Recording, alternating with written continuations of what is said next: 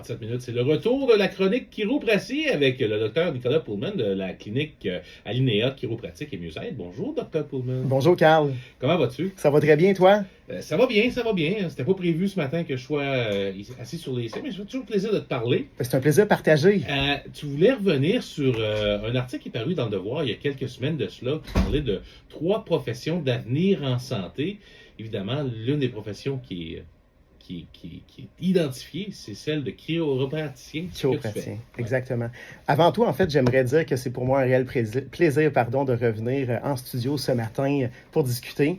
Et oui, un article est publié dans Le Devoir il y a exactement 2 semaines et qui s'inscrit dans cette période effervescente qui précède la date butoir du 1er mars.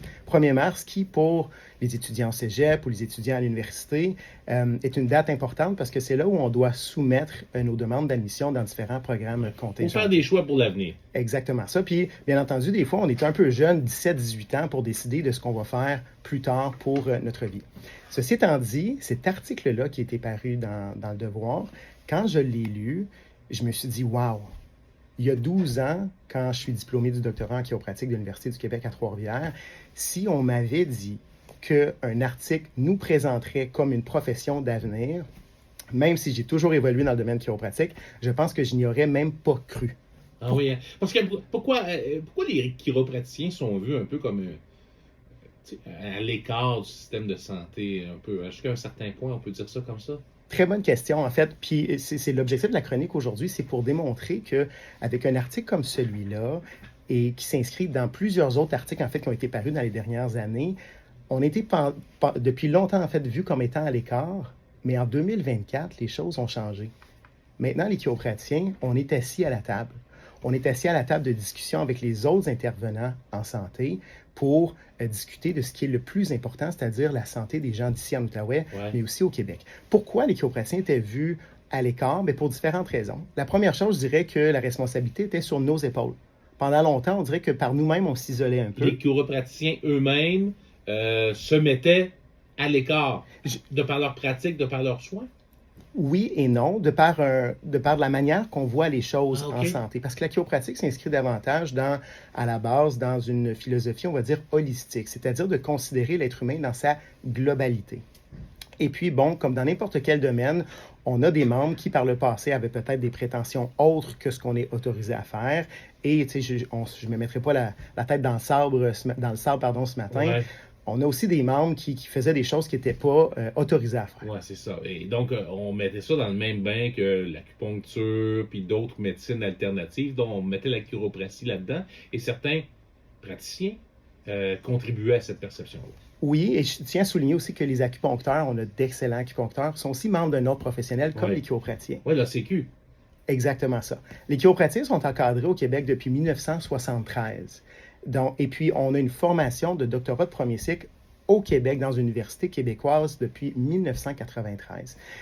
L'article qui est paru dans Le Devoir, que je vais partager sur les différentes plateformes de médias sociaux, présente ce travail acharné de fond de cours que notre ordre professionnel et notre association professionnelle opèrent depuis plus d'une dizaine d'années pour démontrer le sérieux de ses membres. Pour normaliser la pratique auprès des gens. Et aussi pour soulager le système de santé, parce que t'as mal au dos, pas besoin d'aller à l'urgence, là? Exactement ça. En ce moment, on considère qu'il y a environ 25% de l'ensemble des conditions qui sont traitées aux urgences ont lien avec des troubles musculo-squelettiques. 25%, c'est quand même beaucoup, 25%. T'enlèves ces gens-là de l'urgence? Exact. On les envoie directement soit chez nos collègues physiothérapeutes, chiropraticiens, et j'en passe. Et ça, justement, dans l'article du Devoir, ça pourrait représenter une économie de plus de 12 millions de dollars en termes d'indemnité salariale. Donc, les gens qui manquent de l'emploi parce qu'ils ont mal au dos, au cou, et j'en passe, bien, ça représente beaucoup d'argent sur le Québec, en fait. Oui. Mais certains pourraient dire, par exemple, le système de santé, en théorie, carte d'assurance maladie, c'est pas la même chose que d'arriver dans une clinique privée. Exactement ça.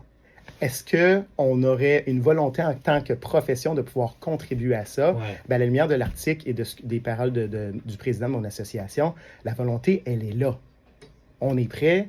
On est là. Je ne veux pas reprendre un slogan libéral il y a plusieurs années, mais nous sommes prêts. Les deux mains sur le volant, on est formés On est prêt, on est là. Et puis, il y a d'autres professionnels de la santé qui ont un savoir-faire qui n'est pas suffisamment exploité. Des gens qui sont formés à l'université, que ce soit par des maîtrises, des doctorats de premier cycle, qui sont encadrés par un ordre, mais leur talent n'est pas mis à l'effort dans un système qui parfois peut tirer de la patte un peu. Là. Dans l'article, j'ai aussi appris qu'ailleurs au Canada, lorsqu'il y avait, par exemple, un accident de la route ou un accident de travail, les gens avaient accès directement aux chiropraticiens.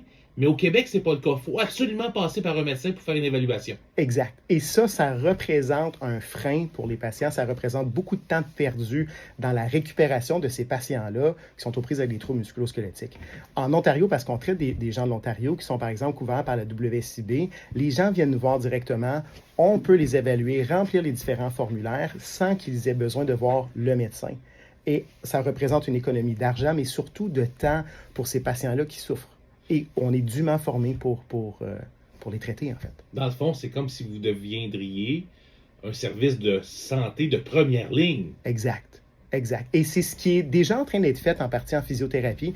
Et l'article en parle. On a des super physios, entre guillemets, qui pratiquent en milieu hospitalier et qui agissent en première ligne. Les chiropraticiens, on est déjà des gens de première ligne, mais dans le secteur privé. C'est-à-dire que les gens n'ont pas besoin du médecin, hormis pour les gens qui sont couverts par la CINES, le CNSST ou la SAQ, pour venir nous consulter. Une consultation, c'est une chose, mais obtenir le service de santé tel que recommandé par, exact. Ça, c'est autre chose. Et c'est ce que vous aspirez à faire avec votre association. Exactement ça. Et en terminant, on a un autre point, c'est que pour tous les vétérans des Forces armées canadiennes, depuis cette année, on a ce droit-là maintenant de remplir les formulaires et d'examiner ces patients-là sans l'intervention du médecin. Eh bien, très bien. Alors, si les gens veulent consulter Dr. Poolman, on vous rejoint comment? Clinique chiropratique Alinea, soit à Hull ou à Elmer, chiro-alinea.ca. Très bien, c'est toujours un plaisir partagé. de recevoir à l'émission Dr. Nicolas Poolman de la clinique Alinea.